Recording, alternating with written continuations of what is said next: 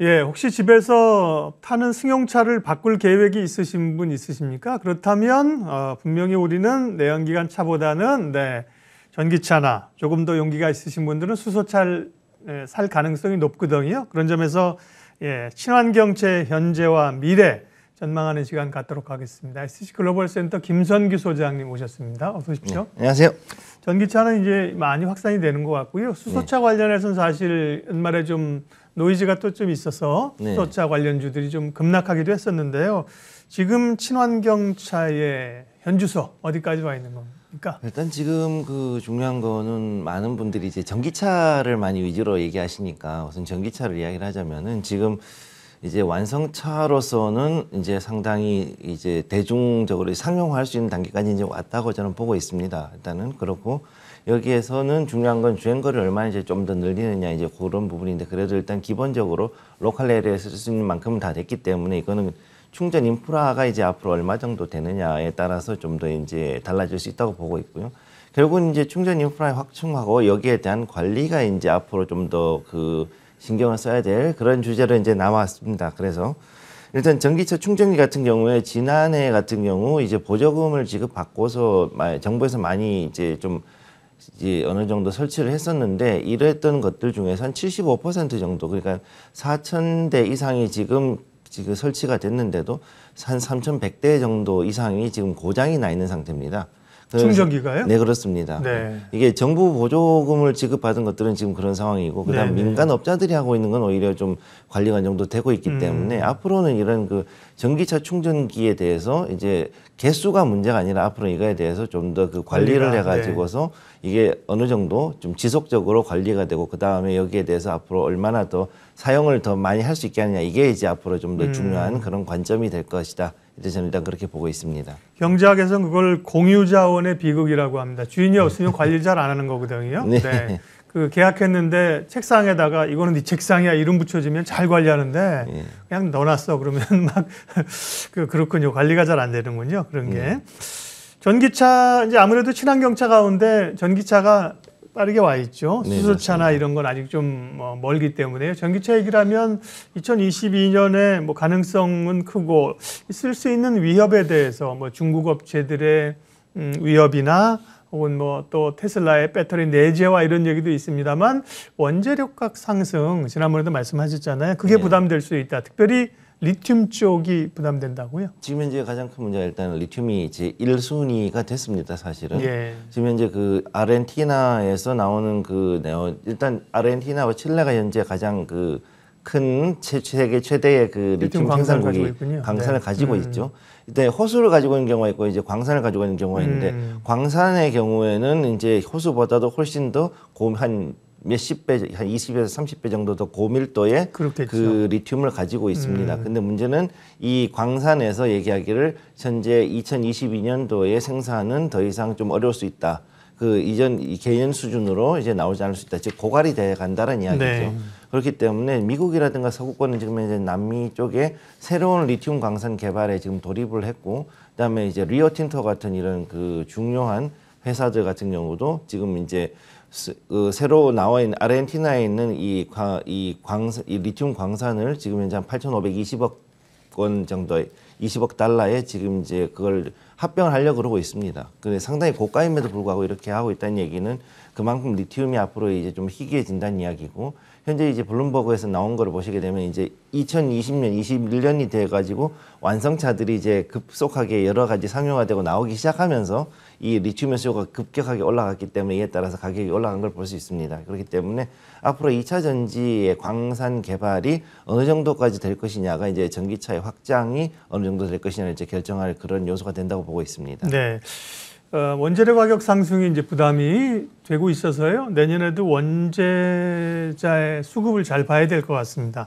전기차 하면 어쨌든 과거의 내연기관은 자동차의 심장이 엔진 아닙니까? 그런데 이제 전기차는 엔진보다도 뭐 엔진이 없으니까 배터리가 중요한 건데요. 네, 맞습니다. 결국 이제 새로운 배터리, 꿈의 배터리 얘기가 계속 나오고 뭐 다양한 걸 소개해 주셨잖아요. 네. 김성규 소장님께서도 일단 전고체는 지금 어떻게 돼가고 있는 겁니까? 일단 전고체는 일단 기존에 말씀드렸듯이 일단 세 가지 물질이 일단 얘기가 되고 있습니다. 황화물, 산화물, 그다음에 염화물로 해가지고 세 가지가 분리가 되어 있는데 현재 가장 앞서 있는 건 일단 LG화학 지금 에너지 솔루션이죠. 엔솔에서 지금 개발하고 있는 그 황화물이 가장 이제 앞서 있고. 또 실제로 토요타도 거의 그 황화물 전고체를 기반으로 해서 지금 이 전고체 자동차를 테스트를 1년 이상 지금 하고 있습니다. 그럼 여기에 됐을 때는 앞으로 이제 황화물이 앞으로 이제 좀 더 가속화가 되고 이로 인해서 아마 대부분이 그런 이 전고체로 이제 갈 확률이 높아졌는데 문제는 요 황화물 같은 경우 아직까지는 이제 해결해야 될 부분이 이 고열이 발생했을 경우 황화수소가 발생하고 이것이 폭발할 가능성이 있기 때문에 이것을 어떻게 해결하느냐는 앞으로 이제 지금 숙제로 이제 남아 있는 상태이고 이걸 하기 위해서 지금 엔지니어들이 굉장히 여러 가지 실험이라든가 신소재들을 지금 개발을 하고 있는 상태입니다. 그래서 2025년을 전후로 했을 때 제가 봤을 때는 그냥 이 전고체 배터리 상용화에 대한 1차적인 결과가 아마 나오지 않을까 싶고요. 어쩌면 그 이전에 2023년에 24년도에 상용화되는 차량은 어쩌면 나올 수 있을 수도 있습니다. 하지만 확실하게 안정적으로 이제 운행할 수 있는 그런 전고체 배터리는 2025년 정도가 되었을 때 아마 이제 1차적인 결론이 나올 수 있을 것으로 보고 있습니다. 네, 2025년 전후. 네. 그 다음에 또 주목받고 있는 차세대 배터리 가운데 하나가 하이니켈 배터리. 뭐 나트륨 배터리도 얘기해 주셨고 새로운 걸 많이 얘기했는데요. 네. 하이니켈 배터리. 니켈은 지금 우리나라들이 하는 방식에 이미 사용되고 있는 소재 아닌가요? 네, 맞습니다. 네. 네. 그래서 NCM이나 MCA가 여러 가지가 이제 들어가 있는데 거기에 이제 니켈이 어느 정도 들어가 있으면은 네. 이게 이제 효율을 높여주죠. 그래서 코발트를 대체하기 위해 가지고 현재 지금 코발트가 굉장히 비싸고 네. 또 이걸 지금 회수해가지고 계속 재활용하고 있는데도 수요가 늘어나고 있기 때문에 앞으로 이 코발트 사용을 줄이기 위해 가지고 만드는 게 이 하이니켈 배터리가 되겠습니다. 니켈 함량을 높이는 건가요? 네, 그렇습니다. 네. 그래서 음극재 쪽으로 해가지고 이 니켈을 함량을 엄청나게 높이고 그 다음에 에너지 밀도를 높여가지고 효율을 높이는 것을 목표로 하고 있는데 이 니켈 같은 경우는 이제 발열이 좀 심합니다, 사실은. 그렇기 때문에 이 고발열하고 그것으로 인한 불안정성 때문에 아직까지 지금 상용화가 좀 어려운 상황이고 현재 우리나라에서 이제 삼성 SDI라든가 이 관련된 회사들이 여기에 대해 가지고 좀 더 연구를 지금 하고 있는 상태입니다. 그래서 앞으로 이제 재생 자원이 활용이 이제 계속 진행이 되고 있고 EU에서도 여기에 대한 이 활용 비율을 앞으로 시간이 지나면서 자꾸 비율을 증가를 시키고 있는데 이런 비율들이 높아지게 되면 앞으로 이제 하이니켈 전지의 개발이 더 빨라질 것으로 보이고 이제 실제로 테슬라 같은 경우는 기가팩토리에서 이제 폐 배터리를 92%까지는 이제 자원을 회수해서 재활용할 수 있다라고 일단 공표를 했기 때문에 앞으로 이보다 더 높은 수준으로 좀 더 재생을 할 수 있지 않을까 일단은 그렇게 보고 있습니다. 네.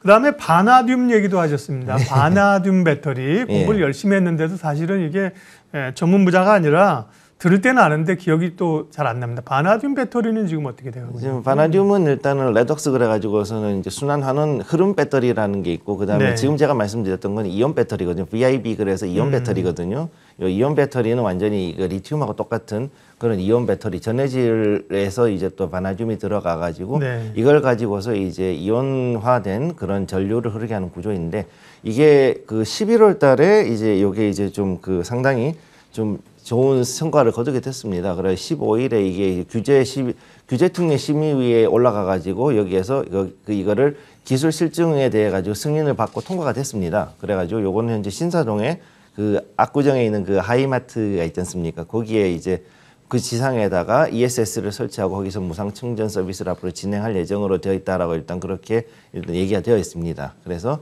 앞으로 이제 내년 정도 되시면은 여러분들이 하이마트를 가실 때 거기서 전기차를 이제 바나듐 배터리에서 있는 에너지로 충전하시는 것을 이제 하실 수 있게 될 겁니다. 네. 배터리의 미래에 대해서는 누구보다도 잘 알고 계시고 내년에도 그런 얘기를 좀 해주실 거고 이번에 이제 기술력 측면에서 조금 국면을 전환해서 국가별로 주도권 경쟁 얘기할 텐데요. 원래는 사실 배터리도 이제 일본이 먼저 치고 나가던 걸 우리가 그걸 사실은 선두권을 빼앗았고 중국이 지금 뒤에서 막 쫓아오고 있는 거잖아요. 배터리 네. 쪽은. 한중일 배터리 전쟁은 어떻게 펼쳐지고 있는 건가요? 지금 일단은 각 나라별로 각각의 장점이 다 있습니다. 그렇기 때문에 이거를 어느 누가 지금 더 앞서 있다 이런 얘기를 하긴 좀 그렇고요. 네. 일단 제일 중요한 걸 우선 말씀드리면 첫 번째 일본 같은 경우는 일단 그 안정적으로 고속 충전을 할 수 있는 기술이 아직까지 더 높습니다. 이게. 그래서 아직까지도 테슬라가 파나소닉 배터리 셀을 가지고서는 이 배터리 팩을 만드는 이유가 다른 다른 자동차들에 비해서 급속 충전 시간이 훨씬 더 짧거든요. 한 10분에서 길게는 20분까지 짧기 때문에 그거를 쓰고 있는 거고, 그다음에 두 번째, 한국 같은 경우는 이제 그 리튬이온 배터리가 강점입니다. 이 리튬이온은 네. 사실은 다른 나라들은 불안정해서 쓸 수 없다 그랬는데 우리가 이제 이거를 어떻게 안정시키느냐를 가지고서 이 혼합 비율을 가지고서 맞춰 가지고 지금 이제 이거를 그야말로 이제 상용화를 성공을 한 거거든요. 그랬기 네. 때문에 지금 이제 우리가 많이 이제 2차 전지가 뜬 거고, 그 다음에 또 이걸 통해 가지고 앞으로도 또 이제 더 에너지 효율을 높이기 위해 가지고 이제 이런 개발을 하고 있습니다. 그다음 중국 같은 경우는 이제 그 인산철, LFP라 그러죠. 리튬 인산철을 베이스로 해가지고 저가형으로 하는 배터리 쪽으로 해서 연구를 또 많이 했고 강점을 가지고 이제 그 다음에 나트륨 배터리로 이제 넘어가는 그런 상황이기 때문에 이 각국의 이 강점들을 가지고 서로가 이제 경쟁을 하고 있는 상황에서는 일단 2차 전지에 대한 원자재의 공급선이 얼마나 다변화가 되냐, 그 다음에 우리가 자체적으로 얼마나 이 관련된 자원들을 개발하느냐가 이제 앞으로 이 삼국 전쟁에서 이길 수 있는 관건이 되겠습니다. 배터리 시장이 이제 점점 커져갈 텐데요. 앞으로 이제 2차 전지 배터리 시장 규모가 반도체 비메모리 시장보다도 메모리 반도체 시장보다도 메모리죠. 지금 주로 사용되는 메모리보다 커질 수 있다 이런 얘기가 있는데 두 시장을 비교해 볼 생각은 안 했는데요. 네. 지금은 당연히 이제 반도체 시장이 클 거고요. 네. 네. 일단은 지금 봤을 때 배터리 시장은 충분히 앞으로 더 커질 수는 있습니다. 충분히 커질 수는 있는데 메모리 반도체를 넘어서기에는 아직은 조금 저는 어렵다고 보고 있는 것이, 메모리 반도체는 앞으로 이제 웹 3.0 정확히 얘기하면 메타버스, NFT, DID 그다음에 네. 이제 각종 그 보안 기술들이 이용이 됨에 따라서 데이터 센터가 아니라 모든 사람들이 쓰는 각각의 컴퓨터들, 그 기기들이 엄청나게 많은 전력과 메모리를 사용을 해야 되는 상황에 이제 직면하는 거죠. 그러다 보니까 이 메모리 반도체가 앞으로 더 수요가 늘어나면 늘어났지 이게 아직까지는 줄어들 수는 없다고 보고 있습니다. 그렇기 때문에 아직까지 실생활 장비에서는 여전히 큰 시장으로도 작용을 하고 있고, 또 비메모리라든가 이런 까지 했을 때 역시 이제 아직까지는 배터리 부문은 좀 아직까지는 성장 가능성은 높은데 그거를 넘어서기에는 아직까지 조금 역부족이다. 저는 일단 그렇게 보고 있습니다. 그리고 많은 분들이 궁금해하시는 게 수소차일 거예요. 김성규 소장님 오셨기 때문에 수소차도 이제 현대차가 사실은 보면 주도를 하고 있는 상황인데, 현대차가 이제 제네시스 수소차 개발을 뭐 일시 중단했다는 보도가 나오면서 수차 안 하는 거 아니에요? 한편에서는 뭐 안 하는 게 아니라 기술적으로 다시 재검토하는 이런 얘기면서 주가 흔들거림이 있었는데요.